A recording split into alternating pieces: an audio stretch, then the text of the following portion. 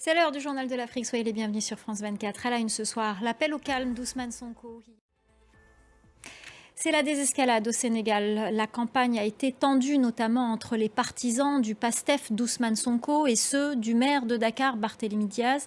L'heure est désormais à l'apaisement après un appel à ses partisans à se venger d'éventuelles agressions d'opposants politiques. Le Premier ministre sénégalais Ousmane Sonko fait marche arrière et appelle au calme. Les précisions d'Eliman Dao.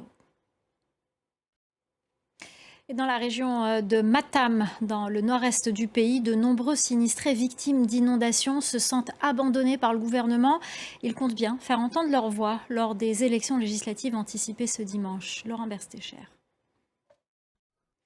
Le Soudan, en guerre depuis 18 mois, ne semble pas avancer vers une solution pacifique. La situation sur le terrain est dramatique. Les combats, la famine et les violences sexuelles de masse. Des fillettes sont parfois enlevées à Khartoum pour être revendues comme esclaves sexuelles dans le Darfour. Anna Pereira. Élection présidentielle au Somaliland, cette région qui a déclaré son indépendance de la Somalie en 1991.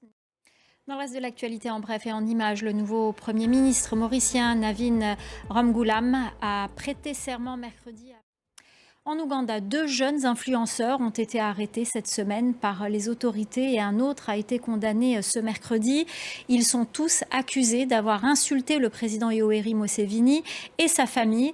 Et ils sont accusés également d'avoir diffusé de fausses informations sur des dirigeants dans des vidéos TikTok. Ils risquent plusieurs années de prison. Les précisions de Clément Diroma, notre correspondant régional. En bref, en République démocratique du Congo, une équipe de Médecins sans frontières a été victime d'un braquage armé dans le territoire de Massissi, dans l'est du pays. L'équipe se rendait dans une zone de santé. On se quitte en musique avec l'orchestre Kimbangiste de Kinshasa. Vous en parlez l'an dernier de ce groupe de musiciens qui... Voilà, c'est la fin du journal de l'Afrique. Tout de suite, l'actu 360 avec Anthony Saint-Léger.